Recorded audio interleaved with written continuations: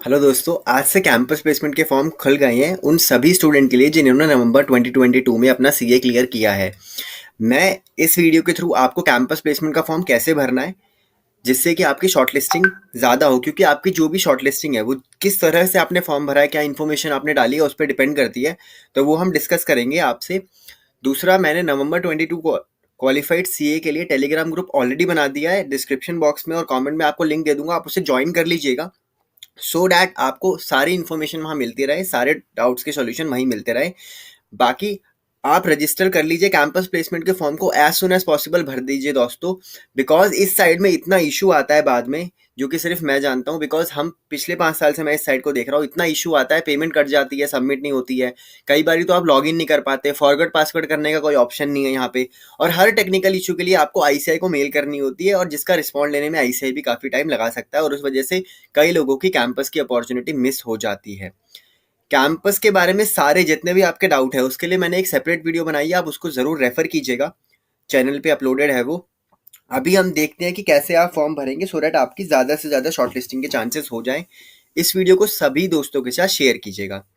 यहाँ पे आपको कैंपस में जाना है, फॉर स्टूडेंट करना है, ठीक है। सबसे पहले ना आपको यहाँ पे रजिस्टर हेयर में क्लिक करना है। रजिस्टर हेयर में क्लिक करके आपको नाम वगैरह की डिटेल डालनी है, रजिस्ट्रेशन नंबर डालना है, रोल नंबर आपको वो डालना है जो आपका सीए फाइनल का रिजल्ट है, जिस लेटेस्ट वाला जिससे आपने सीए फाइनल अपना क्लियर किया है। उसके बाद आपको यहाँ पे डालना है अपना रोल नंबर, और आपको अपना पासवर्ड डालना है जो आपने क्रिएट किया होगा वहाँ पे ना, लॉग इन करते वक्त।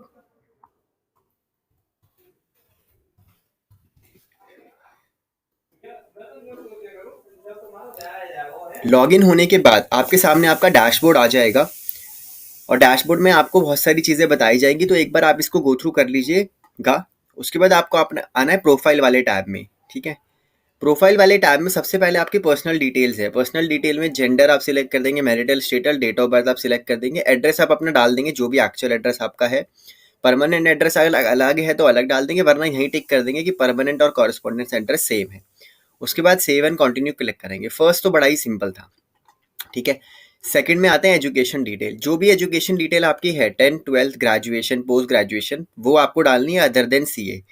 यहाँ पे ध्यान दीजिएगा, ग्रेजुएशन की डिटेल दोस्तों, जब भी आप आर्टिकलशिप के साथ ग्रेजुएशन या कोई भी अदर कोर्स करते हैं तो आपको एक फॉर्म होता है 112, वो आपको भरा होना चाहिए। अगर आपने वो फॉर्म नहीं भरा तो आपको दिक्कत आती है, मेंबरशिप आपको नहीं दी जाती। तो यहाँ पे अगर आप ग्रेजुएशन पोस्ट ग्रेजुएशन की डिटेल डिस्क्लोज कर रहे हैं तो होप आप उसको अलाइन कर लीजिएगा कि उसका फॉर्म 112 ऑलरेडी फिल्ड हो, वरना फिर ये फॉर्म भरेंगे तो मिसमैच आ जाएगा।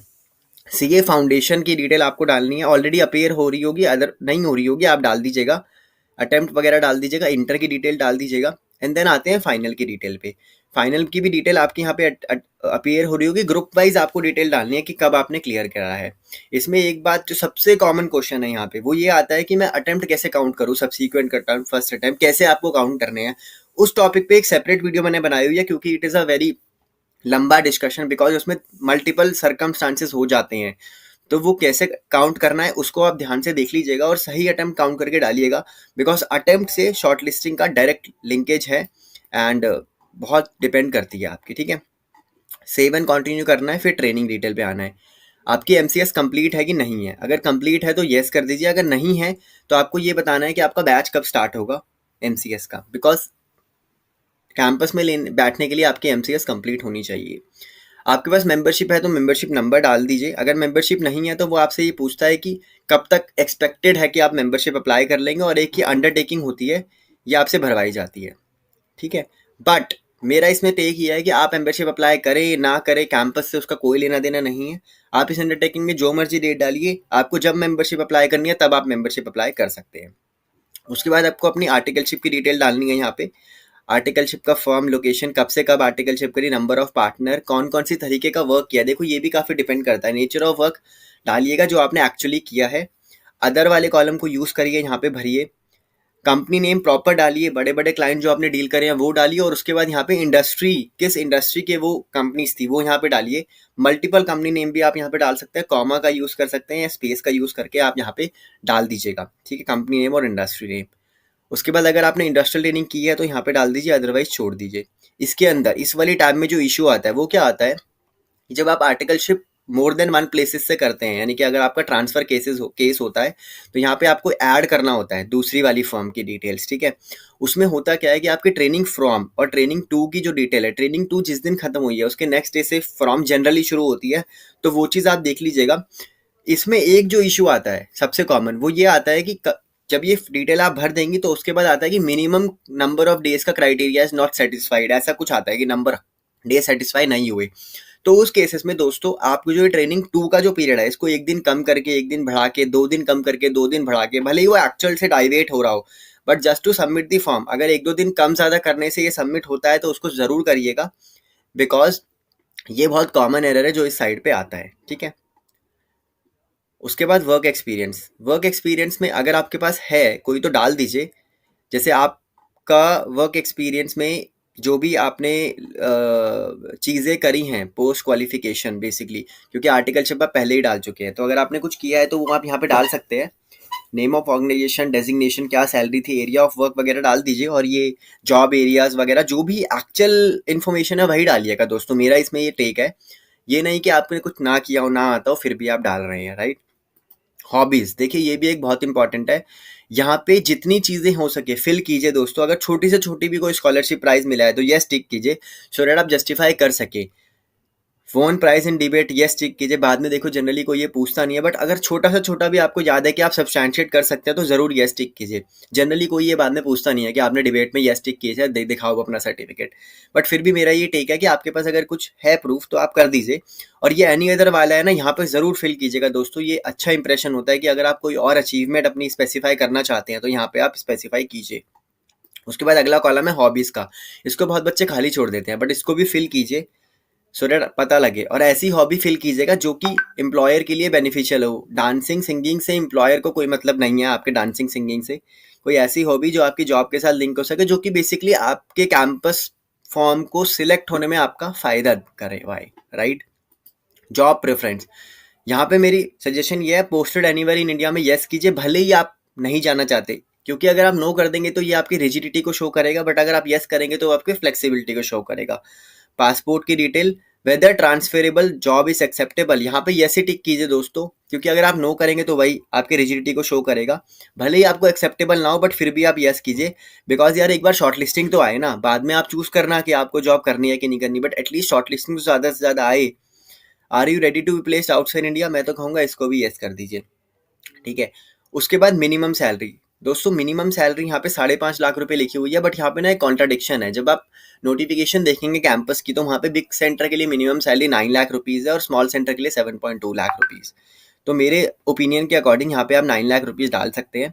अच्छा, यहाँ पे एक चीज़ मैं इंपॉर्टेंटली आपको बताना चाहूँगा कि लेट सपोज कई स्टूडेंट हमें कहते हैं, कई स्टूडेंट यहाँ पे 15 लाख 20 लाख ज़्यादा अमाउंट डाल देते हैं। उन्हें ये लगता है यहाँ ज़्यादा डालने से ज़्यादा पैसे मिलेंगे। ज़्यादा डालने का हमेशा नुकसान ही होता है। बिकॉज लेट सपोज कोई कंपनी है जो 12 लाख ऑफर करना चाहती है, और अगर यहाँ पे आपने 9 लाख रुपीज़ डाले हैं और वो आपको शॉर्टलिस्ट कर दी है, इसका मतलब ये नहीं कि वो आपको 9 लाख रुपीज़ देगी। उसका स्टैंडर्ड पैकेज है, उसको सबको 12 देना है, चाहे आप यहाँ पे 9 फिक्स डालो या 15 डालो।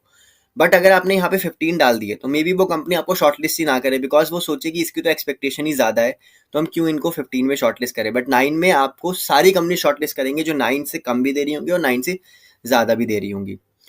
ये जो कॉलम है preference for kind of industries में, सब में यस कर दो, बस आग बंद करके बात खत्म। उसके बाद यहाँ पे भी यस कर दो कैटेगरी, और ये सब तो जो एक्चुअल इन्फॉर्मेशन है उसके अकॉर्डिंग। देखो जो एक्चुअल इन्फॉर्मेशन है उसमें आप चेंज नहीं कर सकते, बट कुछ ऐसी इन्फॉर्मेशन है जहाँ पे आप खेल सकते हो।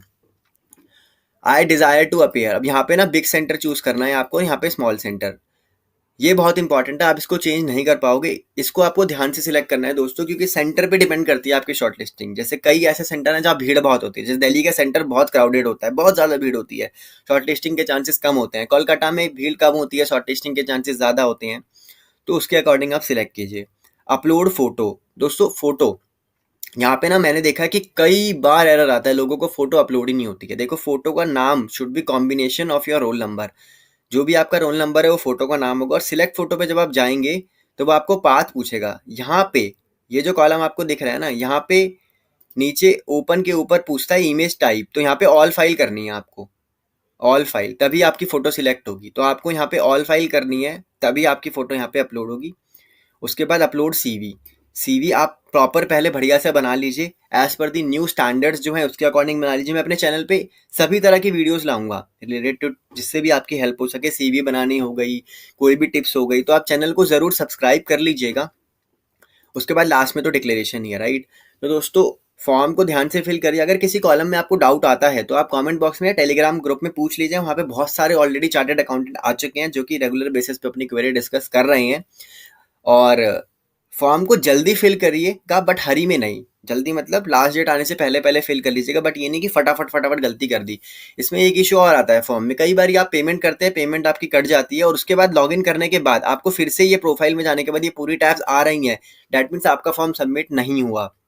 उस केस में आपको 24 आवर्स वेट करना है। अपने सिस्टम में भी चेंज कर सकते हो, इनकॉग्निटो मोड वगैरह में आके दोबारा लॉगिन करके देखिए। अगर फिर से ये टैब्स आ रही हैं, दैट मीन्स आपका फॉर्म सबमिट नहीं हुआ। आप दोबारा पेमेंट कर दीजिए, इरिस्पेक्टिव ऑफ द फैक्ट कि आप पेमेंट कर चुके हैं। पहले वाली पेमेंट के लिए आईसीआई को मेल कर दीजिए, वो रिफंड आ जाएगी। बट नई पेमेंट करके इंश्योर कर लीजिए कि आपका फॉर्म सबमिट हो जाए, भले ही आपको 2-3 बार पेमेंट करनी पड़े तो कोई दिक्कत नहीं है। बट जब तक ये प्रोफाइल वाली ऐसे टैब्स आ रही हैं, जब तक आपका फॉर्म सबमिट नहीं हुआ, जिस दिन यहाँ पे प्रोफाइल में क्लिक करके यहाँ लिखा जाता है click here to view your profile ऐसे, और ये एडिट करने का ऑप्शन खत्म हो जाएंगे, दैट मीन्स आपका फॉर्म सबमिट हो गया। तो यही एक सिंपल सी वीडियो थी दोस्तों। अच्छी तरह फॉर्म को फिल कर लीजिए, टेलीग्राम चैनल को हमारे ज्वाइन कर लीजिए ग्रुप को, और वीडियो को ज़रूर शेयर और चैनल को सब्सक्राइब जरूर कीजिए। आप सभी को आपकी जर्नी के लिए ऑल दी बेस्ट दोस्तों। Bye bye.